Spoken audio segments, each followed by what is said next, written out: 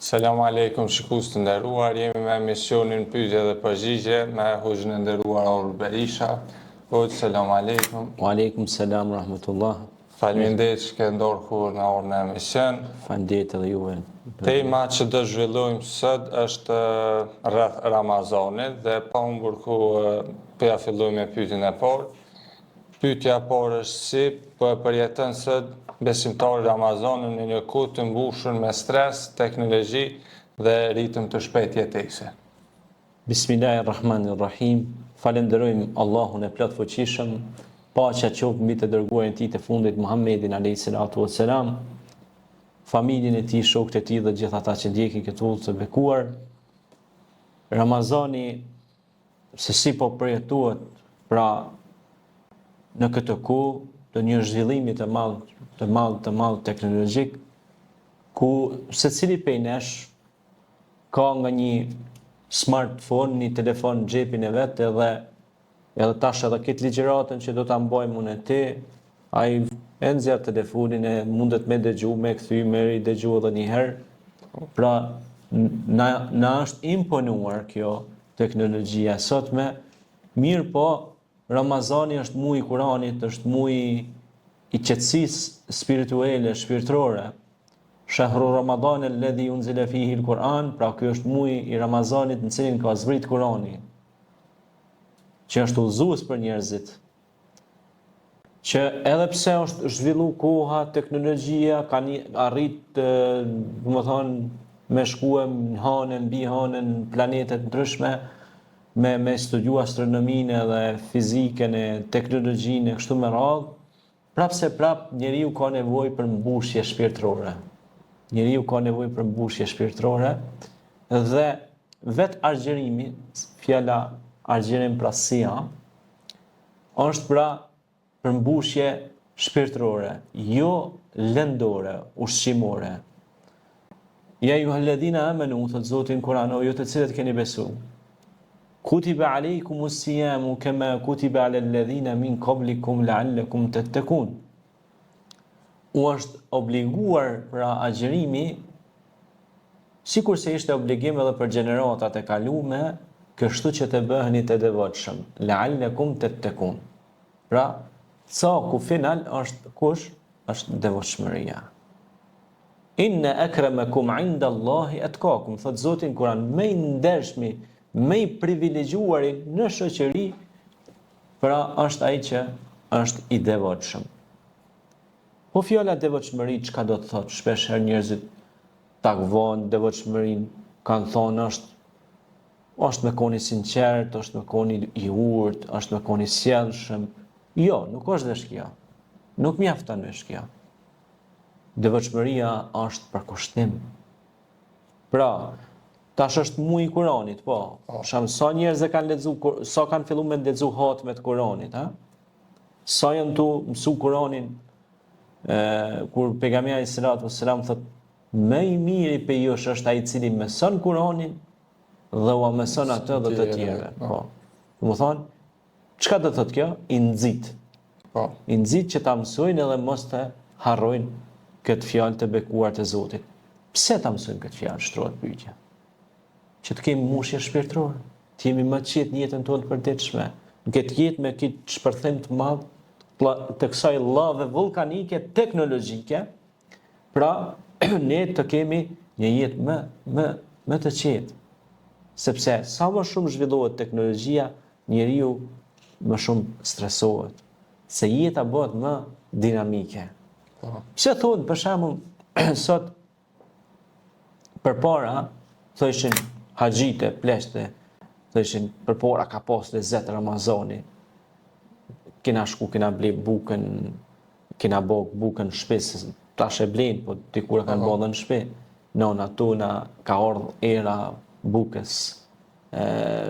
Pra ke pas një lezet kur të ka ardhur një musafir për Ramazan të shtëpia, ta ka çel derën dikush se musafirit vjen me bereqet.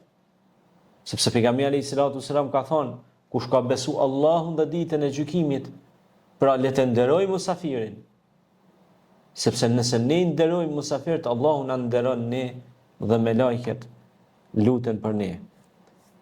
Pra në këtë ritëm të shpejtë jetese, ne duhet përkushtohemi tek libri, Kurani famlar, të ndajmë pak kohë që qetësohemi shpirtërisht. Prandaj edhe ky muaj është muaj i cili na forcon për 11 muajt e ardhshëm. Pra, ky është një muaj akademik që na forcon shpirtërisht dhe edhe imanisht, pra në aspektin e imanit, besimit, sepse kur thoshin përpara të moshuarit iman do të me maj, e mban, e mban. Pra në gegnishtën tonë të pasur, të laurishisë së fjalës, e mban Ramazanin. Dhe përpara thoshin, për shembull, burrat në llap ose në gollak ose në Drenicë ose në Tropoj ose ata burrat në për katunat Prishtinës, Rimanisht ose atje, thoshin a e mban Ramazanin. A kupton ajo? Pra, edhe iman do të thonë e mban besimin, e mban beson te Zoti, e fal namazin, jep zakatin, jep sadakan, agjeron, ndalet nga epshet gjatë ditës, ndalet nga ushqimi, haja dhe pija, vetëm për hir të Zotit, mirë po edukon shpirtin e vet, se Zoti s'ka nevojë për gjinimin të mastonën. Kjo është. Faleminderit. Faleminderit hoç për përgjigjen. Vazhdojmë me pyetjen e dytë. Cilat janë sfidat më të mëdha që përballen agjeruesit sot, sidomos të rinj dhe si mund t'i kapërcejmë ato? Sfidat e sotme janë të mëdha realisht, dorën zemër është e vërtetë, sepse edhe vetë pejgamberi alayhis salatu wassalam na ka treguar dhe ka thonë: "A doni t'ju tregoj për më të dashurit e mi?" Ka thonë: "Ja Resulullah, kush ku kanë ata më të dashur se na, sahabët, shokët e tij, do më të dashur se ata s'ka pas." Thot, janë ata më të dashurit e mi, thot që kanë vlerën e 2000 shokëve, 2000 sahabëve. Sa 2000 pe josh një e ka vlerën. Thot, kush janë ata ja Resulullah? Thot, janë ata që do vinë pas josh, që nuk do të më shohin mua, por do të më besojnë si pejgamber mu dhe do besojnë Allahun si një Zot të vetëm dhe mu si të dërguar Zotit. Edhe do kujdesen për moralin e tyre, për shikimin e tyre, për epshin e tyre, ata djemë të ri, ata djetmosha të ri, edhe ato vajza të reja që janë të sinqerta. Tashi, kur flasim kështu bashkarisht, duket disi tingëllon si utopike puna, dhe si thua, a ka ekzistoj një stil kaq sinqert në shoqërinë tonë, subhanallah. Po ka, nuk them që s'ka, subhanallah.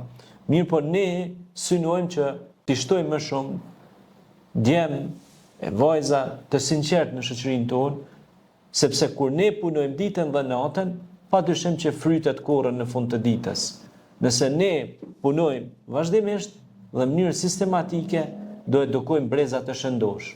Sepse këtë ligjërat do ndëgjojnë vajza dhe djemë dhe do inspirohen nga këto fjalime dhe nga këto mesazhe që vijnë nga gurra e pastërt e ujit të çeltër dhe të kthjellët si loti që është Kurani famlar, që është më e pastërt dhe më e kulluar se çdo materie lëndore që është syni i njeriu, që është fjala e Zotit që depërton thellësisht në shpirtin e njeriu. Sepse Zoti tha në Kur'an: "Qad aflaha man zakkaha wa qad khaba man dassaha", ka shpëtuar ai që pastroi vetveten dhe u largua nga gjërat e kota. Prandaj agjerimi ka këtë qëllim, ta ruaj rinin e sotme, t'i ruaj njerëzit, që t'i frenoj që të mos ketë trupi anarki. Anarki do thotë shturje. Pra, a ke pa shkon dikush me hongër një ushqim, han, s'ka kontroll. A kupton ajo? Pastaj lajmërohet sheqeri, obeziteti, trashësia, lajmërohen smundje të ndryshme, çka kur na nuk i kemi dëgjuar.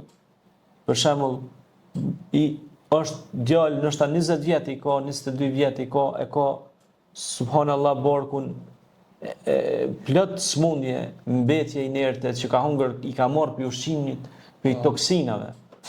Për shembull, shokët e pejgamberit alayhis salatu wassalam kanë qenë sportista të vërtet. Ata kanë qenë pra trup, kanë pas trup atletik dhe janë konë besimtar dhe faleshin ditën dhe natën, por punonin dhe ditën dhe natën, nuk ndaleshin.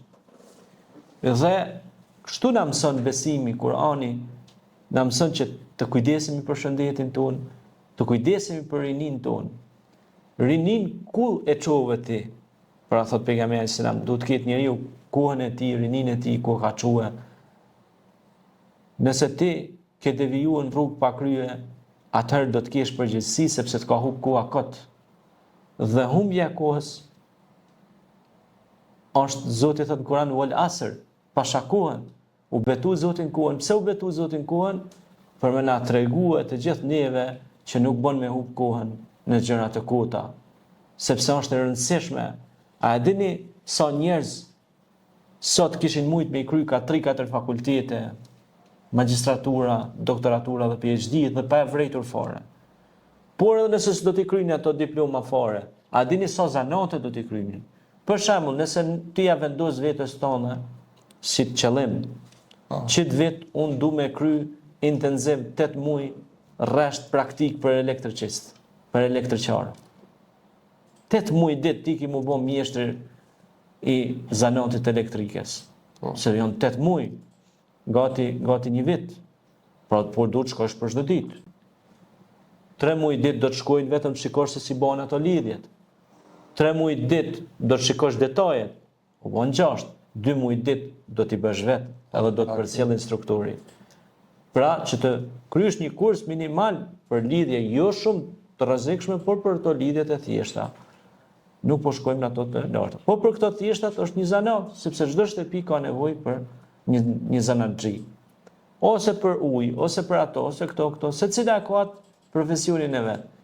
Sikur më ja kushtu na çdo vit, ka një vit një profesioni, një zanati. Ne do të ishim mjeshtër dhe kjo shoqëri do funksiononte për mrekulli. E jo, sikur sot për shembull ke 2-3 mjeshtër në këtë lagje këtu, ose një e ke, edhe i thu hajde në ora 10, ai nuk vjen as në orën 4 masdite nuk vjen. Duhet detyrohesh ti me i përvesh durët e tua, e me rrezikun ndoshta edhe jetën tënde, se nuk gjon mjeshtër. Prandaj, po e kryt atë, më mirë është, sepse koha po hes, më mirë e kry një zanat, mos e ushtrosh vetë si zanat, të paktën të vynë për të shtëpia jote. Apo jo? Kjo është. Faleminderit. Vazhdojmë me pyetjen e tretë. Sa ndikon familja në formimin e dashurisë për agjerimin dhe si mund ta forcojmë këtë frymë në shtëpitë tona? Po, padyshim se familja ndikon në çështjen e Ramadan Mubarak, që është muaj i bereqetit, muaj cilin pejgamberi sallallahu alaihi wasallam ka thënë men asama Ramadanan imanan wa ihtisaban ghufira lahu ma taqaddama min dhanbi, kush agjeron Ramazanin me sinqeritet dhe bindje të plotë i falen gjinohet e mëhershme. Familja ndikon jashtëzakonisht me të madhe, sepse nana dhe baba kur quhen me hongër syfyrin ose iftarin, edhe thrasin çiken edhe djalin ose fëmijët e tyre. Ata i mësojnë qysh të ri, kapi tyre që i kanë ndoshta edhe fëmijët e vegjël, janë prindër moshtrejt, i kanë fëmijët e vegjël. Do të më mësue, edhe nëse fëmia nuk agjerojnë, sepse fëmia nuk është i obliguar të agjerojë, se është mosh e fëmijës ai. Nuk mund ta përballoj se është hala në fazën e rritjes. A kupton? Mirë, po mjafton ta zgjosh edhe ai të shikojë ty se si ti e përjeton shpirtërisht syfyrin dhe iftarin. Edhe ai mësohet me një disiplinë, mësohet edhe me një kulturë, ajo është kulturë shpirtërore, imanore, lidhje me Zotin. Dhe ti pra e mëson fëmijën tënd që të sakrifikoj, sepse në këtë jetë nuk mund të arrish dot pa sakrifikuar. Edhe marinori që e dirigjon anijen, nëse ai nuk e dirigjon siç duhet, nuk mund t'i çojë gjithë ato makina se kontinjerë që janë të vendosur aty. Nëse çon vallonin gabim, anija shkon poshtë, gjithë ajo pasuri fundoset në det, Prandaj, po pastaj nëse ata pastruesit që janë në ekuipazhin e kësaj anije, nëse ata pastrues nuk e kur ditë Zoti thot Kur'an inna Allah yuhibbu tawabin wa yuhibbu al-mutatahirin, Zoti don ata që pendohen dhe pastrohen. Ajo anije nëse nuk pastrohet, nuk ka mirëmbajtje, higjen. Vdesin njerëzit edhe marinori vdes, ai temon sa don timonin kur s'ka ujë, s'ka pastrim, mania vjen erat, e ron pastruesit nuk e kanë hjek berllogin, na mblën berllogi gjithandej. Edhe vjen ndonjë smundje dhe nuk mund ta çoj atë ekuipazhin deri në destinacionin e caktuar. Pra, sakrificë nga pastruesit, shikoni, sakrificë nga ai që mban timonin ose vallonin që është marinori, pastaj vijnë ata mbirmbajtësit, depoistët, faktoristët, secili pra e ka punën në sektorin e vet të caktuar dhe ky ekuipazh, kjo anije e kryen misionin e saj me sukses. Me qellu vesh një demel në mesin e asaj anije. Në këta tjerë demel edhe... Jo, po ju qetë punë edhe këtyne, sepse duhet edhe këta ta mbulojnë edhe punën e atij dembelit aty, që është duke ndenjur i përgjumur dhe siç thotë edhe pejgamberi ynë i dashur Muhammed alayhi salatu wassalam, an-nasu niyam idha ma matu intabahu, shumica njerëzve janë gjum. Ku të vdesin? Një të gjumi. A kupton ajo? Po është vonë atë se ty të ka ik treni i kësaj jete ti ke shkuar.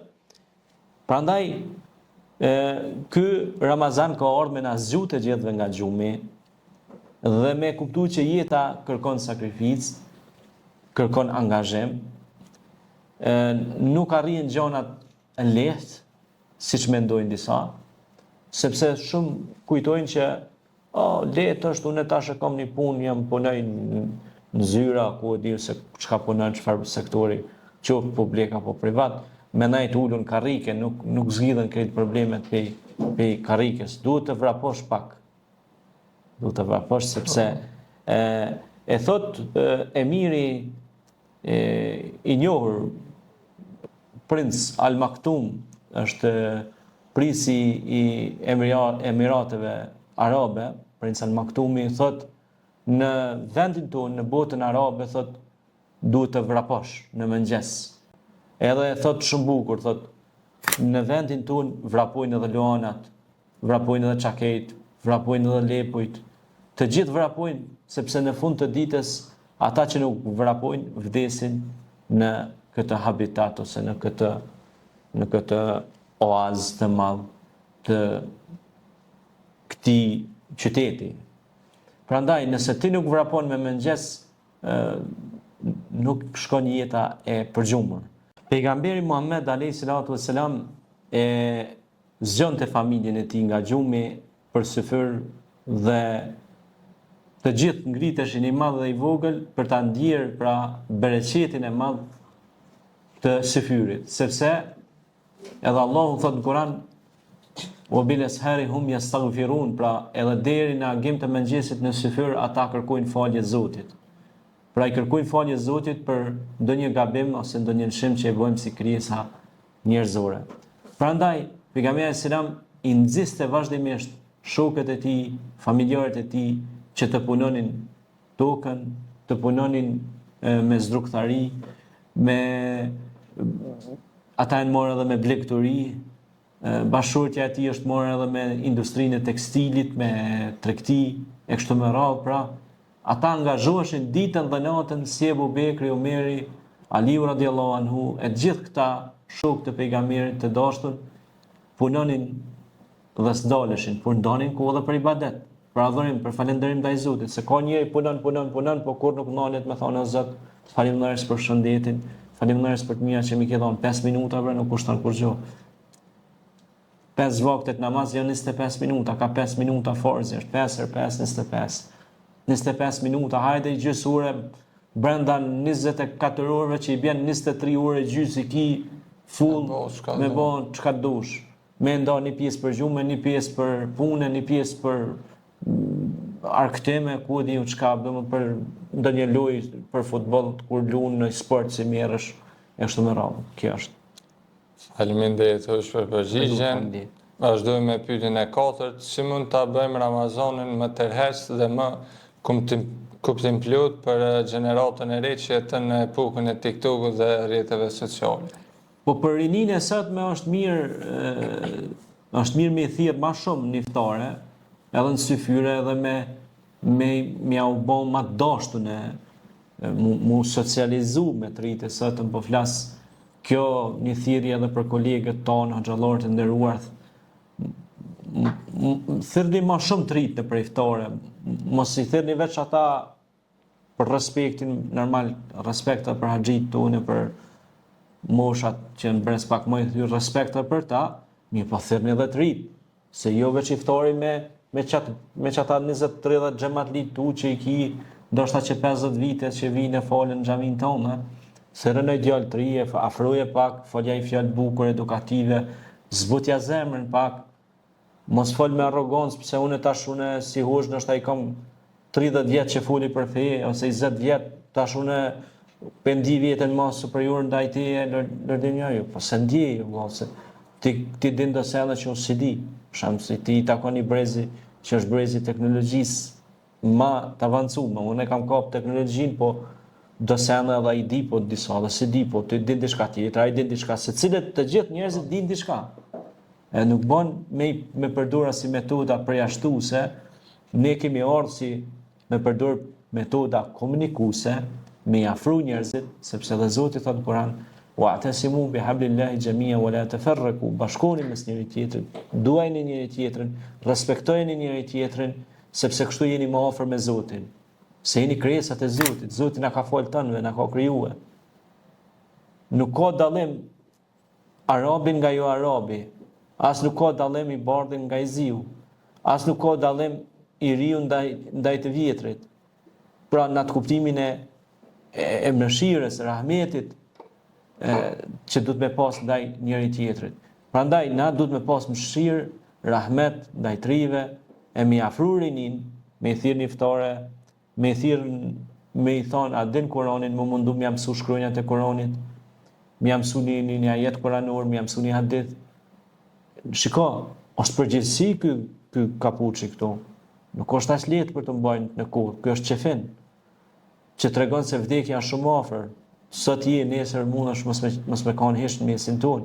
E nëse ti ja ke mësu dikujt shkronjat e Kuranit, ose ja ke mësu dikujt që është me dash nonën e babën, se Kurani, kur ti mëson Kuranin, ti hin në Kuran e lexon, thot Zoti ka dhënë urdhën për respektin nënës dhe babës. Zoti ka dhënë urdhër të për ti duash njerëzit dhe të mos i ofendosh ata, të mos e ngritësh zërin e lartë. Pra, gjitha këto këshilla komunikuese, edukuese janë për shoqërinë tonë. Dhe nëse ne edukohemi me këto këshilla edukative, në shoqërinë tonë atëherë sillim pra harmoni, sillim dashuri dhe largojmë urrëtitjen, nuk nxisim pra gjërat e prishta, po nxisim gjërat e mira, mbjellim dashurinë dhe harmoninë në këtë komunitet dhe në këtë shoqëri tonë të dashur që flasim gjuhën shqipe, që është gjuha jonë. Dhe e kanë mbrojtur me gjenerata. E këta të ri, pra, duhet me afru, qoftë në syfyre, qoftë në iftare, qoftë në ndonjë aktivitet, qoftë edhe aktivitete humane, për shembull. Na duhet me mësu të ri tonë, mos me konë të pa shpirt. Duhet me mësue, mu marë për shembull përmes asociacione, ka shoqata, për shembull, ne kemi edhe shoqatën, me thirr të rit, me aktivizu, me thonë bëne qëta, sa i tani aktivizohet, edhe kur aktivizohet e ndjen veten ma të privilegjum, se thot po bëj diçka. Edhe është hajri i veti, është e mira e vetit, po është edhe mira e komunitetit dhe shoqërisë. E nuk rrin ashtu pasiv. A kupton, pa u marr me asnjë lloj aktiviteti ose pune ose qoftë edhe punë vullnetare ajo. Sepse po së more me punë vullnetare, ti nuk mundesh me bë as punë që janë të obligueshme, pra nuk angazhohesh me asnjë lloj aktiviteti, atë është shumë problem i madh.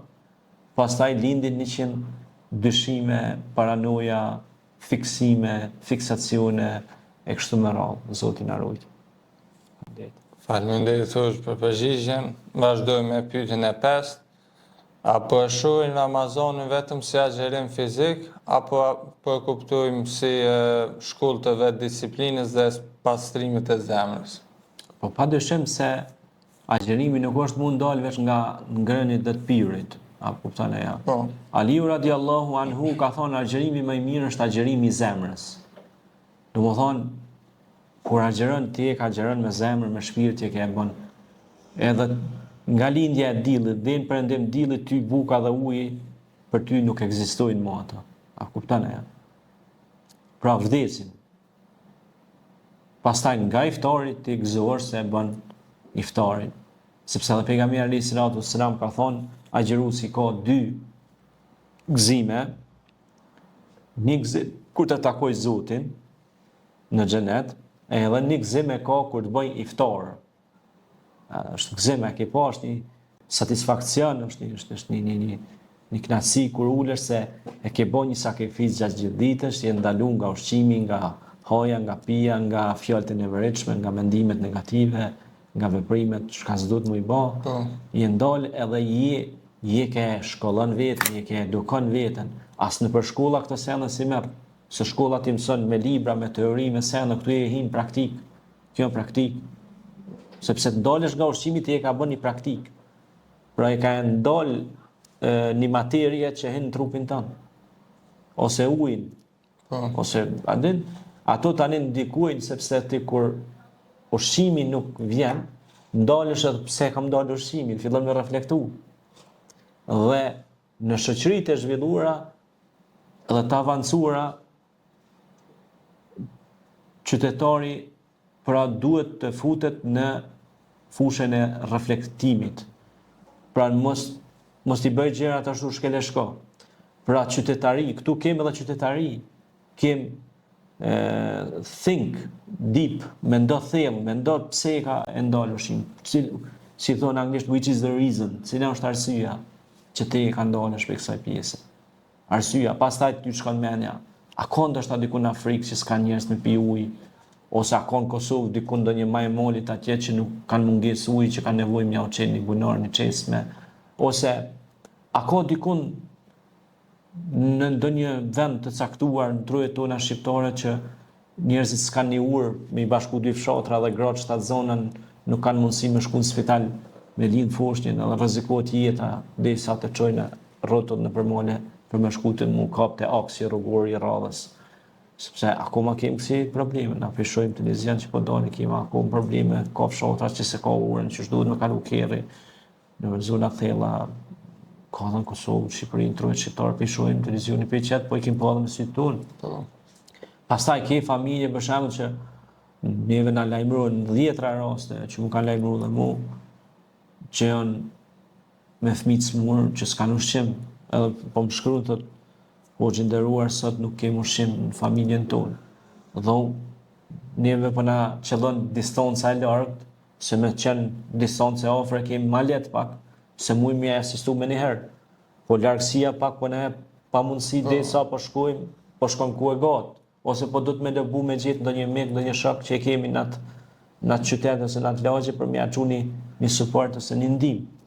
Përmes shoqatës ne kemi shpërndarë pako ushqimore, veshmbathje, rroba, jemi tu mundue me bisedu me institucionet që janë më të vjetra në fushën e bamirësisë që me shikun do shtë antarmen me rregullu dhe shtëpi njerëzve që s'kan, që janë pak kulem, rasteve sociale ndryshme, përmes shoqatës, përmes aktivitetet që ne i bëjmë, ku këto janë të ilustruar gjitha. I shikoni këtu të televizioni, dalin ka njëherë, po se di apo i shikoni, as po i shikoni, a veç po ju kalojnë kështu.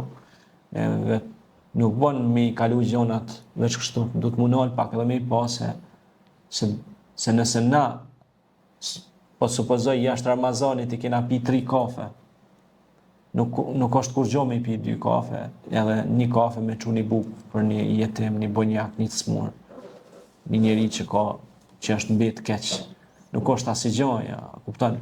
Duhet mu mësuna si popull e kena pas këtë traditë edhe gjyshrit tonë kanë pas këtë adet, këtë traditë të mirë që vjen pi Kuranit, se Zoti thotë Kur'an hudal lil muttaqin, që udhëzim për bamirësit, e kanë pas pra që me dhuru për njerëzit nevojë dhe kanë mbështet njëri tjetrin, edhe në kohrat më të vështira shqiptarët janë gjindë pra njëri tjetrit dhe kanë ndihmu studentët djemtë e vojzat, i kanë ndihmuar për me hec përpara, mu shkollu, mu vetëdijsu. Edhe na duhet me formu këtë shoqëni tonë breza pra të edukuar dhe me i socializu me punën dhe aktivitetet. Kjo është. Faleminderit hoq për përgjigjen. Si e shihni perspektivën e agjeruesve në të ardhmen? A do forcohet ndërgjegjja fetare apo do përvollemi me sfida më të mëdha? Sfidat sigurisht janë mëdha, mirë po kemi edhe mundësi të mira, për shkak se sot në mediat televizive, në YouTube, në Facebook, në këto rrjetet sociale që na i ftojmë të shpërndajnë këto video, kanë mundësi mu informu ma shumë, edhe me lexu ma shumë, edhe me ditë ma shumë rreth rëndësisë dhe peshës që ka agjerimi, sepse përpara ka qenë një metodë më klasike, a kupton ajo? Tash është metodë më avancuar, teknologjia ka hecur shumë dhe secili kena televizionin në xhepin ton, kena një TV në xhepat ton, dhe kemi mundësi me biles për këto gjeneratat e reja është një mundësi shumë e artë, për shkak se mund ta mësojnë edhe Kur'anin përmes aplikacioneve, sepse ka learning Arabic, për shembull, si të mësojsh arabishtën edhe përmes aplikacioneve të avancuara. Edhe tash mosha e normal truni funksionon më mirë, edhe ai nëse përkushtohet, nëse është inteligjencë si djalë, ai mundet për 6 muaj ditë me mësu gjuhën arabe edhe gjuhën e Kuranit, mundet mu përkushtu mirë, mundet për 2 vjet, 3 vjet mu bë hafiz Kurani, kështu kadale pa i prish punë tjera, si thon na, veç me ndani farkohe selektive, dhe ka mundësi mu informu edhe rreth fesë. Tash ka university online university, domethënë ki universitet online, teaching and learning Islamic study, për shembull, ti mundesh me mësue me të shkarku dhe libra PDF, e ki profën në Egjipt, e ki profën për shembull në Kairo, e ki profën Mekë, Medine online, edhe hini në nështrohesh provimeve online. Ty edhe nëse kopjon prof aty dikton sepse i para kamerës dhe i para kompjuterit, s'ki shans me kopju. Po ai edhe din kur ti e zotron edhe kurse zotron sa me detected face ka rritë shumë teknologjia, ju e dini se vini nga fusha e teknologjisë. Kështu që janë mundësitë e arta shumë, ka programe në Udemy, për shembull, janë aplikacione që ki për shembull don me kry një kurs për psikologji islame, ose për pedagogji islame, ose edhe në quhet certifikat ndërkombëtare. Dorën zemër, respekt për këto zhvillime të mëdha, është shumë gjë e bukur. Edhe nuk bën me thonë pse u zhvillu, kjo është kundër nesh, nuk është kundër nesh, kjo është pro. Nëse njeriu e përdor për mirë këtë teknologji, mundet me bën gjona jashtëzakonisht mira për shoqërinë. Edhe në zonat rurale që janë nëpër fshatra, atje po u përdor teknologjia, atje mundet edhe atje me arrit një perspektivë shumë e madhe. Kjo është. Faleminderit hoq për përgjigjen. Vazhdojna me pyetjen e hoqës, është pyetja e fundit për sot. Cili është mesazhi juaj për ata që duan të jetojnë Ramazanin? Ta jetojnë Ramazanin jo vetëm si muaj, por si ndryshim të përhershëm në jetën e tyre. Lodinja, unë nuk e them me mburrje, po ky është Ramazani i 31-ti jemi që për argjerajën. 31 Ramazana jem të muaj, domethënë sepse pe fëmijë kam filluar me argjeru Ramazanin kur kam qenë fëmijë. Ashtu rreth moshës 8-9 vjeçare kam filluar Ramazanin. Po në atë ku kam pas edhe fat në atë kuptimin se ka Ramazanin dimër, edhe si fëmijë normal është vështirë kur është Ramazanin verë se të merretja se i vogël. Po unë kam pas fat se më ka Ramazanin dimën, edhe ka qenë 4 orë me argjeru, edhe se kam ndije shumë. Mirë po të rive ju jap këtë mesazh, kur unë si i ri që kam qenë edhe kam jetu në atë ku, kam mujt me argjeru fare lehtë dhe fare qetë, pse ata mos të argjerojnë. Dhe ky argjerim unë ka bërë shumë dobi në jetën time të përditshme, po edhe në vazhdimsinë e jetës time, sepse unë tash kam 2 fakultetet kryme, kam masterat kryme, jam autori 15 librave, jam themelues kompanie dhe shoqate, bashkëpjesëmarrës ndërtues të objekteve të kultit, xhamis, asociacioneve ndryshme. Jam autor në revista të njohura islame në Shkup, në Prishtinë dhe në Tiranë, si Dituria Islame, Hëna Re, Ura, gazeta po ashtu të njohura, qofshin ato online, portale që janë shkrimet e mia kudo. Është punë që e kam bërë, por kush ma ka dhënë çat vullnet madh të punës, ma ka dhënë argjerimi, disiplina që ma ka dhënë argjerimi, që më ju dhon education, pra edukim edhe të rive dhe të rejave të sotme, që ata me pas mundësi qasje me lexuar artikuj dhe librat e mi, qofshin ato online ose qofshin në formë fizike. Dhe akoma prap po vazhdoj si shpeshellet e vetë në YouTube, në Facebook, në TikTok, në rrjetet sociale, ku dëgjojmë këto ligjërata tona, kudo, dhe YouTube dhe Facebook po ka rritje më ramen, se çdo ditë kemi nga 50 abonenta deri në 100 abonenta që na shtohen ditë, që do të thotë që ata pe pëlqejnë punën tonë, se me konë që si pëlqen puna, nuk e bën subscribe aty. Edhe do të thotë që ata janë të pëlqy këtë punë, çka na po bojna, edhe dita ditës ne po rritemi, dhe puna jonë po shikohet më shumë, po dëgjohet më shumë dhe ne ndihemi krenar se po dëgjohet dhe po shikohet kjo punë jonë përmes këtij programi Mediatek, ku ne kemi edhe licencën mediatike të regjistruar në kuadër të enteve të caktuara, pra që janë në ministri, dhe kur kemi drejtë edhe si programacion, atëherë pse jo mos t'ju transmetojmë brezave tonë edukim? A nuk kemi nevojë në këtë shoqëri për edukim? A nuk kemi nevojë si brez në këtë kohë kaq të zhvilluar, po kaq që kemi mungesë deficitare tek brezi i ri, kur në shkollat tona fëmijët tonë fatkeqësisht shkojnë me thika, fëmijët tonë përdorin lëndë narkotike, fëmijët tonë kanë probleme shumë të mëdha, po them fëmijët tonë në atë kuptimin se edhe fëmijët e kojshive janë si fëmijët tonë, se ne i duam edhe ata dhe na dhem shpirti kur i shohim ashtu. Na dhimbsen për shkak se çka e ke të kojshia mundesh me pritë edhe të shtëpia. Prandaj ky është problem që neve do të me na prek shpirtit secilit prej nesh për këtë breng, edhe na duhet më munduar me majtë edhe më shumë tema edukative, sociale për largimin e të rive dhe të rejave nga lëndët narkotike, nga shkeljet devijante, nga abuzimet e caktuara, që këto shkaku i këtyre po ndodhen edhe aksidente të mëdha automobilistike, po ndodhin vrasje, fatkeqësisht po ndodhin gjëra çka kur nuk i kemi dëgjuar përpara.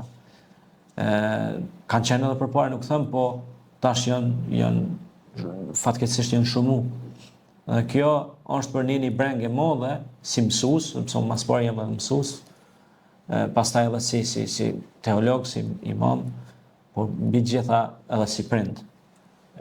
Secilit prej nesh na brengos ky fakt, edhe ne do të mundohemi përmes medias, përmes qoftë videove të shkurta ose të gjata që më dhon mesazhe edukative të rive tonë, edhe argjerimi ka ardhur për këtë qëllim, me edukue popullin ton, rinin ton, qysh me dash nonën, babën, vllahun, mja ditë kimetin bukës, se kur po jetë pa bukë, e din që, ku ka rëndësishme ushqimi, po, edhe kur rrin pa ujë, valla, kur bëhen atë iftar po bën bismillah, mos na lash Allahu pa ata.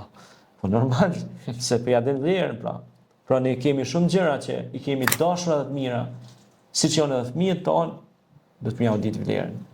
E kur jau din vlerën, do të më rujt. E mu kujdes për ta. Faleminderit. Faleminderit hoq, kishte gjitha për të sot. Faleminderit edhe shikuesve që e keni marrë kohën për me na dëgju dhe ju uroj një ditë të mbarë.